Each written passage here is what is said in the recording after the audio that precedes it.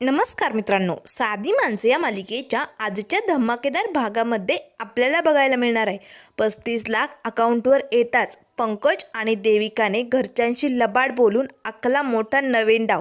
तर इकडे आता इन्स्पेक्टर साहेब आता सारिकाला म्हणू लागतात, हे बघा मॅडम, तुम्ही यांचे पैसे घेतलेत आणि तशी तक्रारही आहे आमच्याकडे, त्यामुळे पैसे देऊन टाका आणि ही केस इथेच थांबवा, नाहीतर मग तुम्हाला इकडनं कुठे हलता येणार नाही आणि पोलिसांच्या काख्या काय असतात हे तुम्हाला लवकरच कळेल. त्यामुळे पैसे ट्रान्सफर करा आणि प्रकरण मिटून घ्या. तेव्हा लगेच आता सारिका मनाशीच म्हणू लागते, अरे यार काय करू मी. त्याच वेळेस सत्य म्हणू लागतो, धूमकेतू लाव पटापट तिला फोन लाव. आता लगेच ॲडव्होकेट म्हणून धूमकेतू आता लगेच त्या सारिकाला फोन लावू लागते. त्याच वेळेस आता सारिका फोन उचलत नाही, पण ती विचार करू लागते, या ॲडव्होकेटचा मला फोन येतोय, मला 4 करोडची डील भेटणारच आहे. मग जर 4 करोडमधले 35 लाख यांना देऊन टाकले तर काय बिघडतं. इथे खूप टाईमपास होतोय माझा, मला लवकरात लवकर त्या वकिलांना भेटावंच लागेल. त्यासाठी हे प्रकरण एकदाचं मिटून घेतलेलंच परवडेल. 35 लाख गेले तर गेले, 4 करोड भेटणारच आहे ना मला. असे म्हणत आता लगेच इन्स्पेक्टर साहेब म्हणू लागतात, काय झालं, काय विचार केलाय, सांगा लवकर, केस मिटवायची की नाही. तेव्हा लगेच आता सारिका म्हणू लागते, ठीक आहे, मी पैसे द्यायला तयार आहे. आता मात्र हे ऐकताच पंकज तर असं ओरडतच उड्या मारायला लागतो. तेव्हा इन्स्पेक्टर साहेब म्हणू लागतात, अरे पोलीस स्टेशनमध्ये तू जरा भान ठेव ना. आता लगेच देविका म्हणू लागते, पंकज जरा शांत हो, चल चल आमचे पैसे देऊन टाक. तेव्हा लगेच सारिका म्हणू लागते, ठीक आहे, मी 35 लाख द्यायला तयार आहे. त्याच वेळेस देविका म्हणू लागते, शाने 35 लाख नाही, आता आम्हाला जास्त पैसे हवेत. म्हणजे ते पैसे घेऊन 1.5 वर्ष झाले, मग त्या पैशांचं व्याज कोण देणार. आम्हाला व्याज पण पाहिजे त्या पैशांचं 1.5 वर्षाचं. तेव्हा लगेच पंकज लागतो, वा बेबी तू किती हुशार आहे, 1 नंबर. तेव्हा लगेच सत्य म्हणू लागतो, धूमकेतू बघ बघ, ही बबडी साधी सुधी नाही आहे, लय चालाक आहे, महाचालाक. त्याच वेळेस आता सारिका म्हणू लागते, 150 आणे, चल निघ इकडनं, तुला 35 लाख हवे असेल तर देते मी, नाहीतर व्याजबीज आपण नाही देणार, चल जा, काही भेटणार नाही तुला. तेव्हा लगेच आता इन्स्पेक्टर साहेब म्हणू लागतात, अरे कशाला व्याज हवंय रे तुम्हाला, तुमचे पैसे भेटतायत ना 35 लाख तुम्हाला, मग गुमानं ते घ्या ना आणि निघा इकडनं. तेव्हा लगेच आता पंकज लागतो, हो बेबी कशाला हवं व्याज, नको व्याज, 35 लाखच दे आम्हाला. त्यावर देविका म्हणू लागते, ठीक आहे चालेल, दे आम्हाला 35 लाख. त्याच वेळेस आता इन्स्पेक्टर साहेब लगेच आता फाईलमध्ये लिहू लागता, सारिका म्हात्रे यांच्याकडनं पंकज सुधाकर गायकवाड यांना 35 लाख देण्यात आलेले आहे. चला सारिका मॅडम सही करा. सारिका लगेच आता त्या पेपरवरती सही करते. त्यावर इन्स्पेक्टर साहेब म्हणू लागतात, पंकज गायकवाड चला पटकन सही करा. आता पंकजही आनंदाच्या भरात सही करायला जातो. त्याच वेळेस इन्स्पेक्टर भितळे म्हणू लागतात, हे बघा, एकदा का पंकज गायकवाड तुम्ही या पेपरवर सही केली की तुम्हाला पुन्हा सारिकाला कधी पैसे मागता येणार नाही. त्याच वेळेस देविका ओरडते, बेबी थांब, सही करू नको. अरे मूर्खा, सही केल्यानंतर पैसे घेता येणार नाही, आधी पैसे घे आणि मग सही कर. तेव्हा पंकज लागतो, वाह देविका तू किती हुशार आहे, खरंच तुझं डोकं एकदम टॅलेंटेड, वाह वाह. तेव्हा लगेच देविका म्हणू लागते, चल काढ पैसे बेबी, चल आपले सगळे डिटेल्स दे तिला. आता लगेच पंकज आपले जे काय अकाउंटचे डिटेल्स असतात ना ते आपल्या मोबाईलमध्ये सारिकाला दाखवू लागतो. सारिकाने आता 35 लाख पंकजच्या अकाउंटवरती ट्रान्सफर केलेले असतात. आता लगेच पंकज आपल्या मोबाईलमध्ये 35 लाख आल्याचा मेसेज बघतात. पंकजचं तोंड तर असं झालेलं असतं, त्याला काय करावं काय नाही काही सुचत नाही. तो जोरजोरात उड्या मारू लागतो, नाचू लागतो, 35 लाख आले, अरे बापरे 35 लाख आले असे म्हणत बेडकासारखा टनाटन उड्या मारत पंकज आता सगळ्या पोलीस स्टेशनमध्ये जे हवालदार कॉन्स्टेबल मॅडम जे असतात ना त्या सगळ्यांना आपल्या मोबाईलमधला तो मेसेज दाखवू लागतो. तेव्हा लगेच इन्स्पेक्टर साहेब म्हणू लागतात, 35 लाख इकडे, अरे कधी पैसे पाहिलेत की नाही, एवढा टनाटना उड्या मारतोय, पोलीस स्टेशन आहे, सर्कस करतो की काय इकडे, इकडे. आता पंकज म्हणू लागतो, सॉरी या सर, सॉरी, खूप दिवसांमधनं पैसे आले ना माझ्याकडे म्हणून असं होतंय, दुसरं काही नाही. त्याच वेळेस आता लगेच इन्स्पेक्टर साहेब म्हणू लागतात, चल मग सही कर आणि हो मोकळा. आता पंकज त्यावरती सही करतो. तेव्हा सारिका मात्र आता त्या दोघांकडे रागाने बघत असते. त्याच वेळेस इकडनं मीरा म्हणू लागते, अहो, पंकजच्या खात्यावरती पैसे ट्रान्सफर झालेत. चला आपल्याला आतमध्ये जावं लागेल, नाहीतर हे दोघेही बाबांच्या कष्टांचे पैसे देणार नाहीत. चला पटकन. तेव्हा सत्यम लागतो, धूमकेतू थांब. अगं, कधी कधी कितीही चुका झाल्या तरी या असल्या लोकांना चुका सुधारण्याची संधी द्यायला पाहिजे. आपण बघूया की धूमकेतू, नेमकं हा बबड्या आणि याची ही बायको बबडी दोघे मिळून बापाच्या PFचे पैसे त्यांना घरी नेऊन देता आहेत की नाही. आणि जर नाही दिले तर हा सत्य आहेच की सत्यागिरी दाखवायला. मग बघूया कसे पैसे देत नाही ते. तेव्हा लगेच आता मीरा म्हणू लागते, पण नक्की ना. त्यावर सत्य म्हणू लागतो, तू काळजी करू नको धूमकेतू, हा सत्य त्यांच्याकडनं बापाच्या कष्टाचे पैसे काढून घेणार म्हणजे घेणार. तर आता लगेच पंकज इन्स्पेक्टर साहेबांचा हात हातात घेतो. थँक्यू थँक्यू थँक्यू, तुमचे खूप उपकार झाले इन्स्पेक्टर पितळे. तेव्हा इन्स्पेक्टर साहेब म्हणू लागतात, ए पितळे नाही, इन्स्पेक्टर ढेकळे म्हण. तेव्हा लगेच पंकज लागतं, थँक्यू थँक्यू ढेकळे साहेब. त्यावर इन्स्पेक्टर साहेब लागतात, ए ढेकळे नाही भितळे म्हणतात मला. तेव्हा लगेच पंकज लागतो, जे काय असेल ते थँक्यू थँक्यू, आम्ही येतो. त्याच वेळेस आता सगळेजण तिकडनं निघून जातात. तेव्हा इन्स्पेक्टर साहेब म्हणू लागतात, काय करू या लोकांचं मी, कसले कसले लोक असतात जगात. एकदा आडनाव सांगितलेलं यांच्या लक्षात कसं राहत नाही. नाही नाही, हे नावच फॉल्टी, एकदाचं ना हे भितळे नाव बदलावंच लागते, असे ते स्वतःशीच आता बडबड करू लागतात. तर इकडे घरी आता निरूपा मस्त मोबाईलमध्ये असे सेल्फी काढत असते. मोबाईलमध्ये आपली स्क्रीन कशी दिसते, मी किती सुंदर दिसते, माझी स्किन किती छान आहे, हे सगळं काही ती बघत असते. त्याच वेळेस सुधाकर भाऊ हॉलमध्ये बसलेले असतात. तेव्हा निरूपा आता मोबाईलमध्ये बघत बघत तिथे येऊन बसते. त्यावर सुधाकर भाऊ विचारू लागतात, अगं निरूपा, काय बघायली तू मोबाईलमध्ये. तेव्हा निरूपा म्हणू लागते, कुठे काय, माझाच चेहरा बघते मी, तुम्हाला बघायचा आहे बघा, असे म्हणत निरूपा लगेच आता तो मोबाईल सुधाकर भाऊंसमोर धरते. आता सुधाकर भाऊंना त्यात आपलाच असा मोठा चेहरा दिसतो. ते घाबरतात आणि ओरडतात. तेव्हा निरूपा म्हणू लागते, गप्पा बसाव, तुम्हीच आहात ते. तेव्हा सुधाकर भाऊ लागतात, निरूपा अगं पण तू सारखं असं तुझं तोंड चेहरा त्यात का बघते तू, अगं नेमकं काय झालंय. तेव्हा निरूपा म्हणू लागते, अहो मी किती सुंदर दिसते ना ते बघते, माझी स्किन किती छान आहे ना ते बघते. त्यावर सुधाकर भाऊ लागतात, निरूपा अगं शोभत नाही हे असलं आता तुला, अगं आपलं वय झालं ग निरूपा. तेव्हा निरूपा म्हणू लागते, ओ वय झालं असेल तुमचं, तुम्ही तुमच्या वयाचा विचार करा, उगाच मला म्हातारी बनवू नका, मी काय म्हातारी दिसते.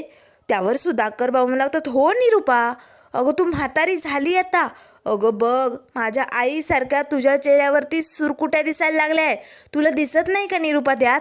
तेव्हा निरूपा आता लगेच चेहऱ्याला हात लावून बघते, खरंच सुरकुट्या दिसत आहेत का. तेव्हा सुधाकर भाऊ लागतात, हो निरूपा, अगं आधी तू सून होती पण आता तू सासूची सासू झाली निरूपा, तुझं वय झालंय, तुला कळत नाही का. बघ बाई बघ, नीट तुझा चेहरा आरशात जाऊन बघ, तुला लगेच सुरकुट्या जाणवतील. तेव्हा आता असं म्हणत सुधाकर भाऊ तिकडनं निघून जातात. त्याच वेळेस आता निरूपा लगेच मनाशीच म्हणू लागते, हे बोलतायत ते खरं असेल का, माझी स्किन अशी झाली असेल का, खरंच सुरकुट्या पडल्या असतील का. नाही नाही नाही, असं होता कामा नये, मी म्हातारी नाही आहे. नाही नाही नाही, मी ना आता एक काम करते, देविकाला घरी येऊ दे, मस्त तिच्याकडनं स्क्रीम लावून ट्रीटमेंट करून घेते, म्हणजे कसं माझा चेहरा अगदी मऊ लुसलुशीत होईल, स्किन छान मऊ झाली की मग सुरकुट्या दिसणार नाही, हो की नाही. असंच करते, त्यासाठी मी ना तयारी करून ठेवते, असे म्हणत निरूपा लगेच किचनमध्ये निघून जाते. तर इकडे आता सारिका पोलीस स्टेशनच्या बाहेर आलेली असते. हे हवालदार आणि या ॲडव्होकेट कुठे राहिल्या, अजून कसे आले नाही मला भेटायला, किती वेळ झाला, माझी 4 करोडची डील व्हायची बाकी अजून, मला लवकरात लवकर त्यांना कॉल करावा लागेल, असे म्हणत आता लगेच वकिलांना सारिकाने कॉल केलेला असतो. आता लगेच मीरा पटकन फोन उचलते. त्याच वेळेस सारिका म्हणू लागते, मॅम कुठे आहात तुम्ही, मी इथे पोलीस स्टेशनमध्येच आहे, आता मी बाहेर उभी, तुम्ही कुठे, लवकरात लवकर या ना. त्यावर लगेच आता मीरा म्हणू लागते, आम्हीही पोलीस स्टेशनच्या बाहेरच आहोत, उजव्या बाजूला वळून बघा, तुम्हाला आम्ही नक्की दिसू. त्याच वेळेस आता लगेच सारिका उजव्या बाजूला वळून बघते तर सत्या आणि मीरा जरा लांब उभे असतात, ते दोघेही आता तिला दिसू लागतात. तेव्हा लगेच आता सारिका म्हणू लागते, मॅम ती साडी घातलेली आहे ती तुम्ही आहात का.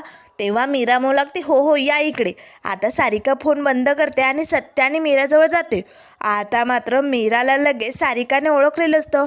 तेव्हा सारिका म्हणू लागते, तू त्यावर मीरा म्हणू लागते, हो मीच, मीरा सत्यजित गायकवाड, हा माझा नवरा सत्यजित गायकवाड, आणि ज्याला तू आत्ता आतमध्ये पैसे दिले ना तो यांचा मोठा भाऊ पंकज गायकवाड. आता मात्र सारिकाला धक्काच बसलेला असतो. तेव्हा लगेच आता सारिका म्हणू लागते, म्हणजे तुझ्याबरोबर पंकजचं लग्न नाही झालं का? त्यावर सत्य म्हणू लागतो, नाही, पंकज बरोबर हिचं लग्न झालंच नाही, कारण ही खूप मोठी स्टोरी आहे, मोठा पिक्चर आहे, आणि तो पण खूप इंटरेस्टिंग.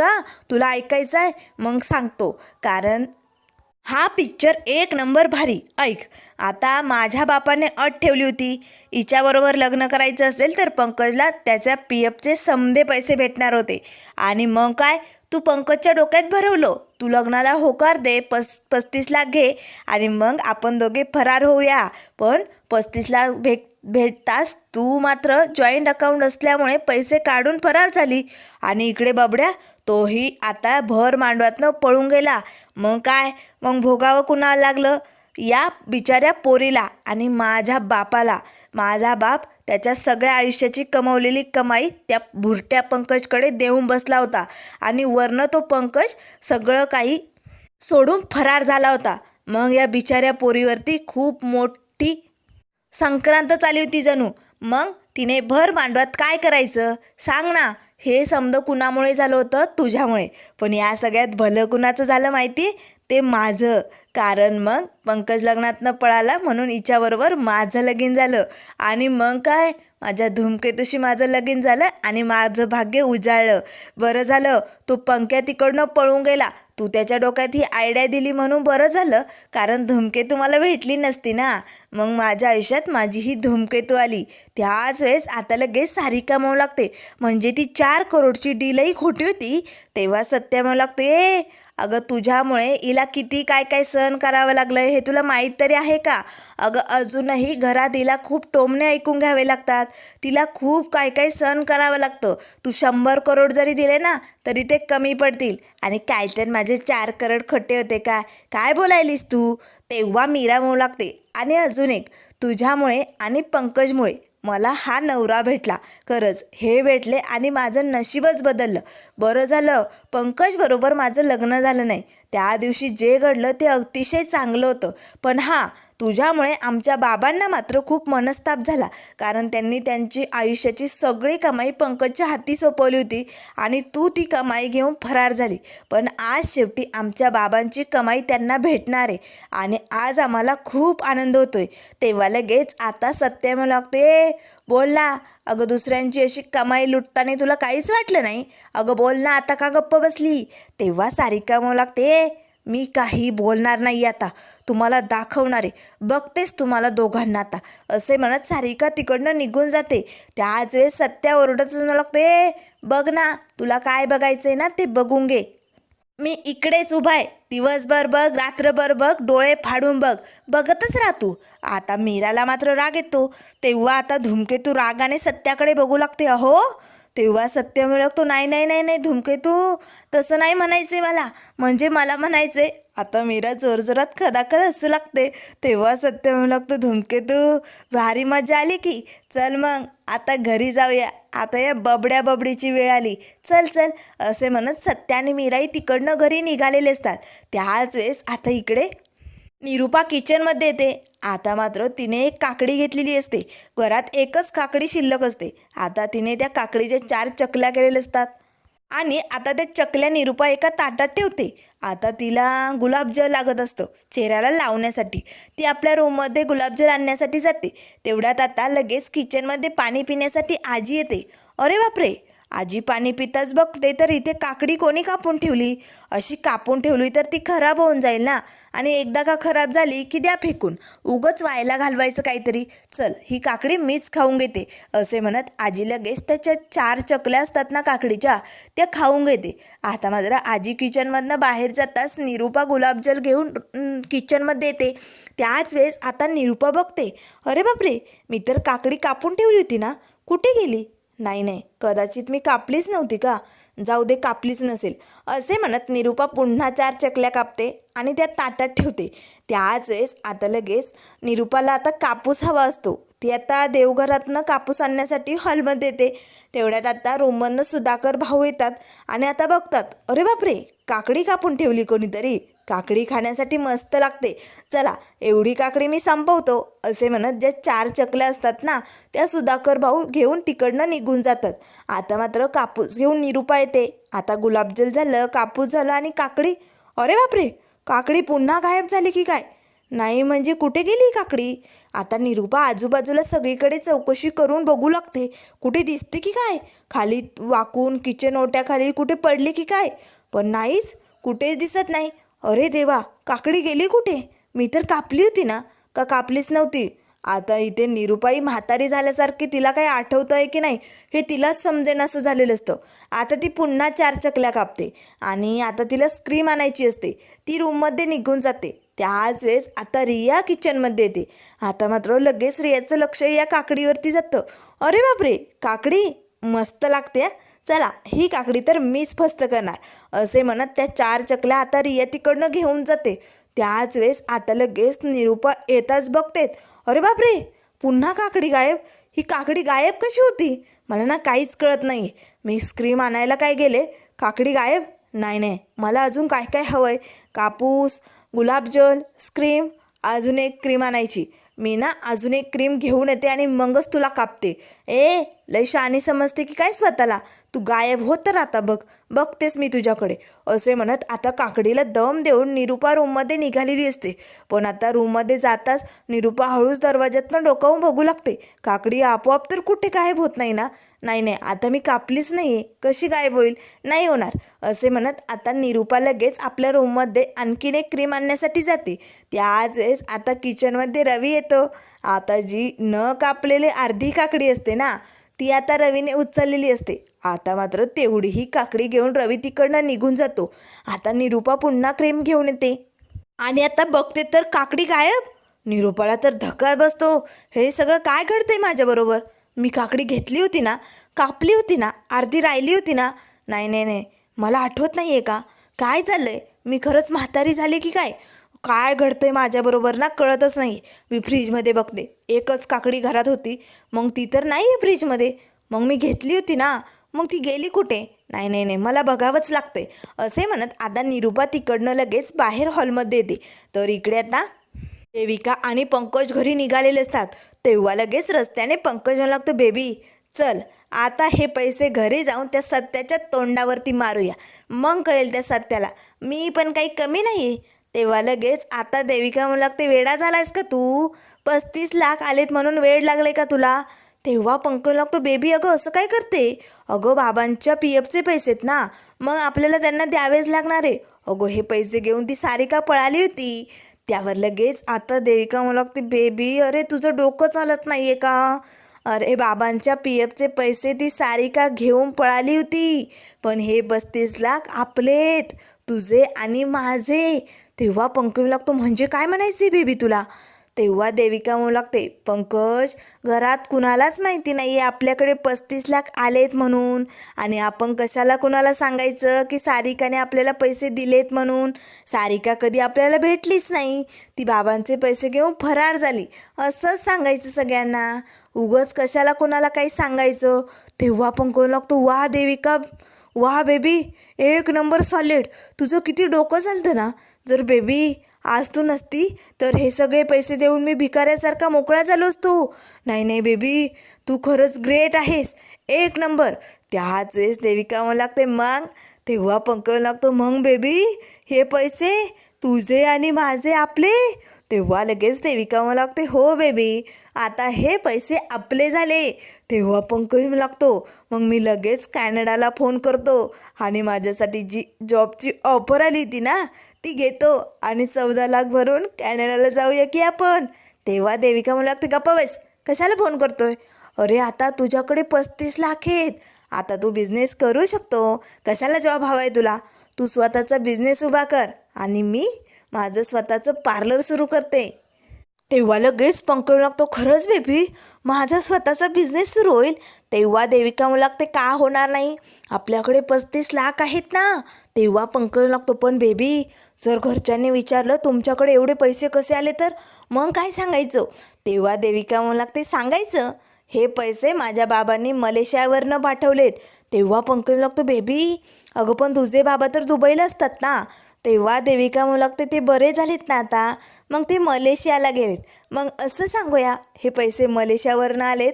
आणि मग हे ऐकताच आई तर खूपच खुश होतील आणि मग ते आपल्याला काहीच प्रश्न विचारणार नाही, आपले लाड करतील.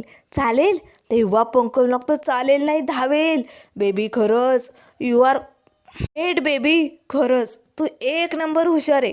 असे म्हणत आता पंकज तर आनंदाने उड्या मारू लागतो. 35 लाख, माझा बिझनेस उभा राहणार. तेव्हा देविका म्हणू लागते, मूर्खा गप्प बैस, तुला जगाला वाटायचे आहेत का 35 लाख. कुणालाही काही कळता कामा नये, गुपचूप तोंड बंद करून घरी निघायचं. असे आता देविकाने पंकजच्या डोक्यात भरवलेलं असतं. तर दोघेही आता घरी निघालेले असतात. तरी ते आता हॉलमध्ये आजी, सुधाकर भाऊ, रवी, रिया चौघेही गप्पा मारत असतात. त्याच वेळेस निरूपा येते आणि म्हणू लागते, अहो असे ओरडतच निरूपा आता किचनमधनं बाहेर आलेली असते. आता रवी मात्र काकडीचं गुणगान करत असतो. काकडी खाण्यासाठी एक नंबर सॉलिड असते. खरंच आमच्या हॉटेलमध्ये आम्ही रोज काकडीचा मेनू ठेवतो म्हणजे ठेवतो. आपल्या शरीरासाठी काकडी खूप गरजेची असते. त्याच वेळेस आता निरूपा येते आणि लागते, अहो तुम्ही कोणी माझी काकडी खाल्ली का. आता चौघेही हात वर करतात. तर सगळे एकमेकांकडे बघू लागतात. तेव्हा निरूपा म्हणू लागते, समद्यांनी खाल्ली. तेव्हा आजी म्हणू लागते, हो मी किचनमध्ये आले होते, काकडी कापलेली पडलेली दिसली, मग खाल्ली. उगाच खराब झाली असती ना, मला काय माहिती होतं निरूपा ती तुला खायची आहे म्हणून.